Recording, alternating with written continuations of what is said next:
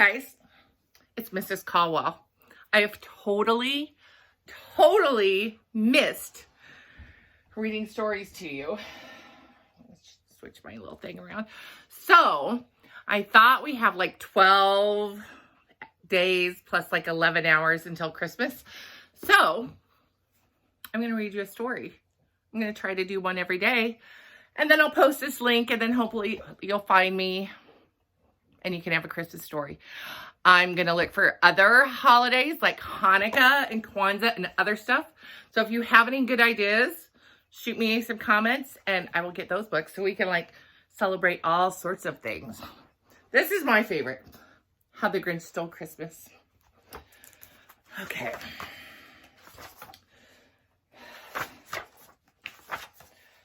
All right. Every Who down in Whoville liked Christmas a lot. But the Grinch, who lived just north of Whoville, he did not. The Grinch hated Christmas, the whole Christmas season. Now, please don't ask why. No one quite knows the reason. It could be his head wasn't screwed on just right. It could be, perhaps, that his shoes were too tight. I think that the most likely reason of all may have been that his heart was 2 sizes too small. I used to be scared of him when I was little. But whatever the reason, his heart or his shoes, he stood there on Christmas Eve hating the Whos, staring down from his cave with a sour, gritty frown at the warm lighted windows below in their town, for he knew every Who down in Whoville beneath was busy now hanging a mistletoe wreath. He doesn't look very happy. And they're hanging their stockings, he snarled with a sneer. Tomorrow is Christmas. It's practically here. Then he growled with his Grinch fingers nervously drumming. I must find some way to stop Christmas from coming. For tomorrow, he knew, all the Who girls and boys would wake up bright and early and they'd rush for their toys. Yeah. And then, oh, the noise. Oh, the noise.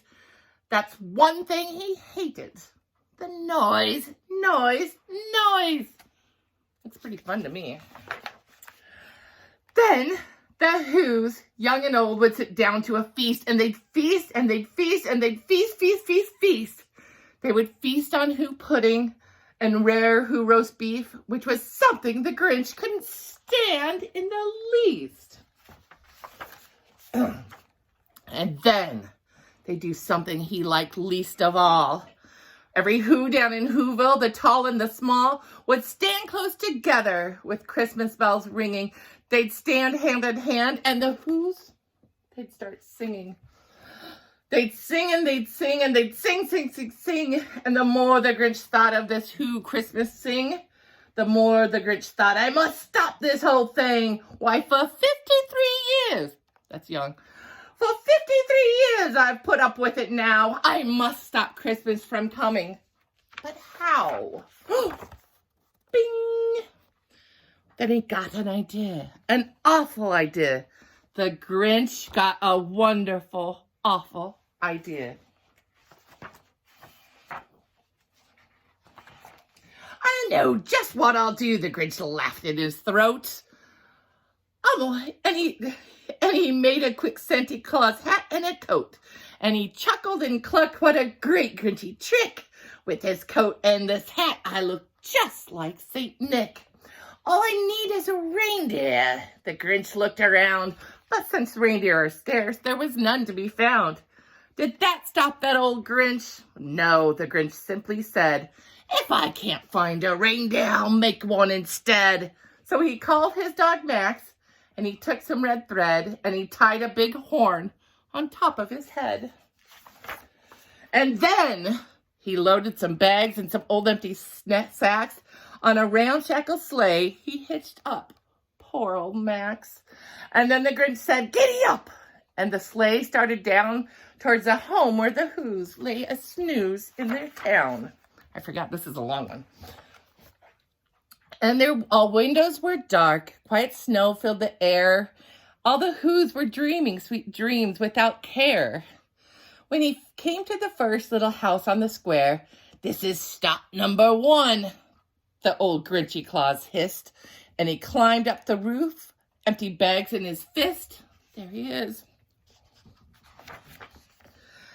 And he slid down the chimney, a rather tight pinch, but if Santa Claus could do it, well then so could the Grinch.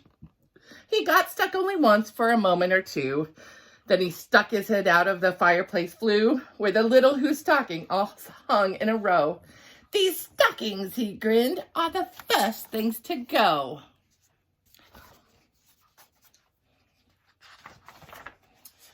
Then he slithered down and slunk, with a smile most unpleasant, around the whole room, and he took every present: pop guns and bicycles, roller skates and drums, checkerboards, tricycles, popcorn, and plums.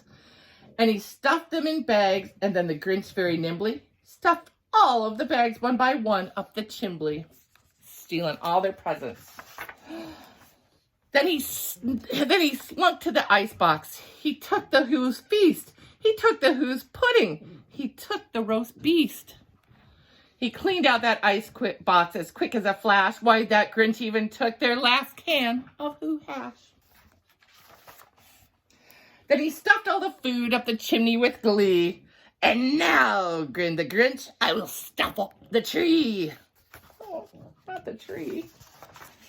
And the Grinch grabbed the tree and he started to shove when he heard a small sound like the coo of a dove. Coo. And he turned around fast and he saw a small Who, little Cindy Lou who was not more than 2. The Grinch had been caught by this tiny Who daughter who got out of bed for a cup of cold water.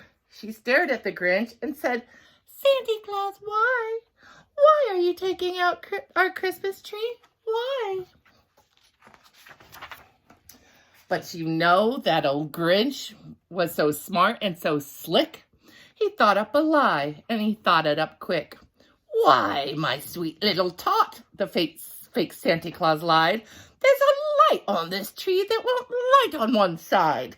So I'm taking it home to my workshop, my dear. I'll fix it up there, and I'll bring it back here." And his fib flew the child, and he patted her head, and he got her a drink, and he sent her to bed. When Cindy Lou Who went to bed with her cup, he went to the chimney, and he stuffed the tree up. The last thing he took was the log for their fire. Then he went up the chimney himself, the old liar. On their walks, he left nothing but hooks and some wire. And the one speck of food that he left in the house was a crumb that was too small for even a mouse. And then he did the same things to the other Who's houses, leaving crumbs much too small for the other Who's mouses. It was 1/4 dawn, all the Who's still abed, all the Who's still a snooze, when he packed up his sled, and he packed it up with their presents, the ribbons and wrappings, the tags and the tinsels, the trimmings, the trappings. Look at all that booty he stole. 3,000 feet up the side of Mount Crumpet, he rode with his load to the tip-top to dump it. "Pooh-hoo, pooh-pooh to the Who's," he was Grinchishly humming. "They're finding out now that no Christmas is coming. They're just waking up, and I know what they'll do. Their mouths will hang open a minute or two. Then the Who's down in Whoville will all cry, boo-hoo-hoo." "That's the noise," grinned the Grinch, "that I simply must hear." So he paused, and the Grinch put a hand to his ear, and he did hear a sound rising over the snow. It started in low, and it started to grow. But the sound wasn't sad. Why, this sound sounded merry. It couldn't be so, but it was merry. Very. He stared down at Whoville. The Grinch popped his eyes, and then he shook. What he saw was a shocking surprise. For every Who down in Whoville, the tall and the small, was singing without any presents at all. He hadn't stopped Christmas from coming. It came. Somehow or other, it came just the same. And that Grinch with his Grinch feet ice cold in the snow stood puzzling and puzzling. How could it be so? It came without ribbons. It came without tags.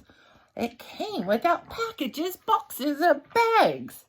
He puzzled 3 hours till his puzzler was sore. Then the Grinch thought of something that he hadn't before. Maybe Christmas, he thought, doesn't come from a store. Maybe Christmas, perhaps, means a little bit more. And what happened then? Well, in Whoville, they say that the Grinch's small heart grew 3 sizes that day.